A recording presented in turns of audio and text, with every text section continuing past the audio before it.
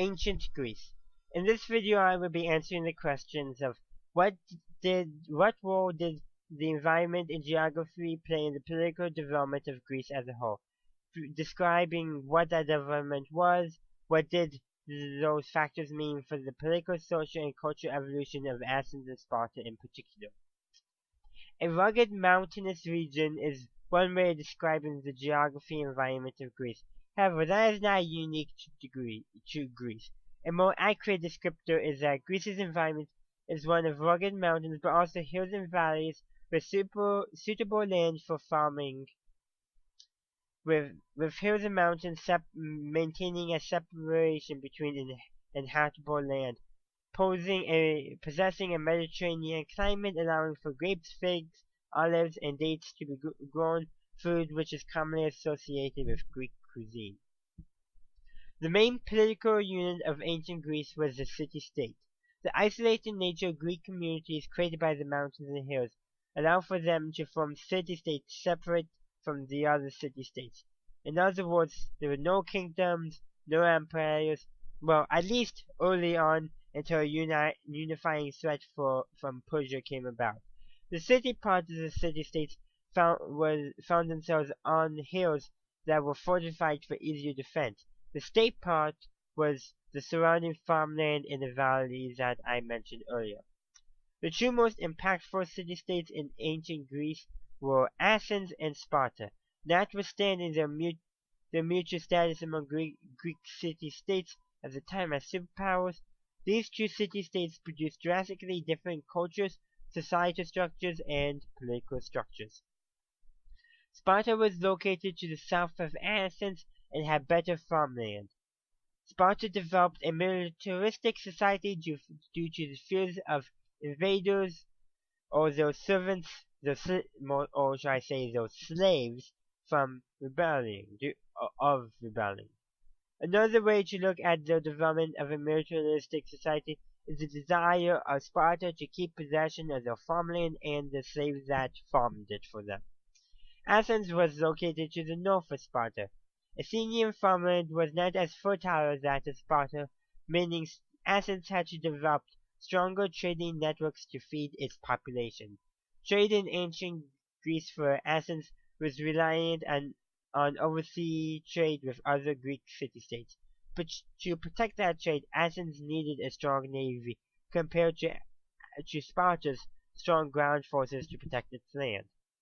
Spartan militarism was present in all aspects of their culture, including politics, where the military leaders were also their political leaders. Athens, on the other hand, developed a form of democratic government after rebelling against a series of tyrants. That form of democracy was only available to men of a certain standing, those that were citizens. In a city-state based off of trade rather than farming or militarism, the wealthy men of commerce would become the political leaders, and as there were more merchants than warriors, a form of democracy would be needed to keep the men that enrich Athenian society happy, something that would not have been available to Athens without its need to trade for food to feed the population. Another aspect of Spartan Athenian culture that needs addressing is the role of women.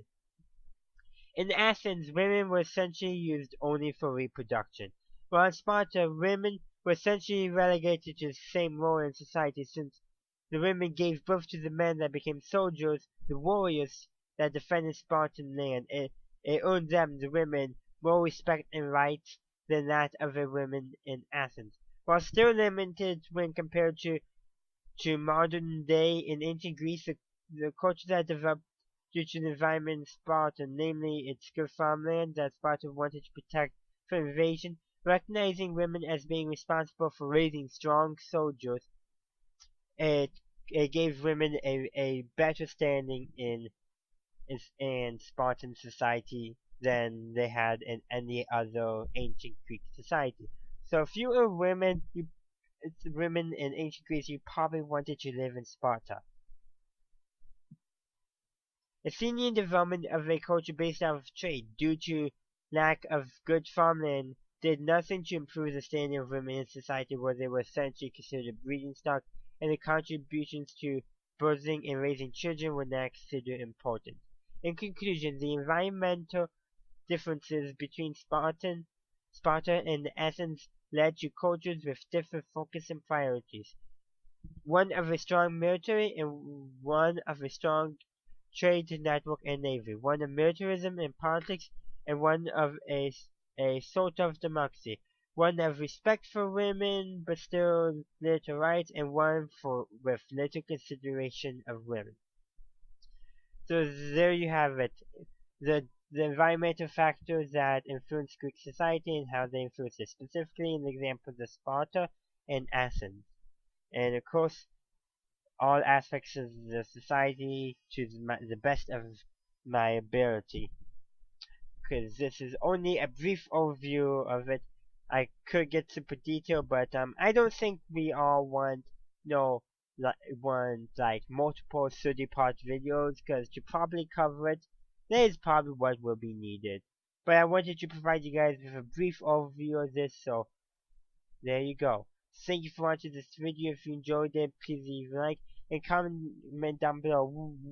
Are there any other environmental factors that led to the development of certain cultures within ancient Greece?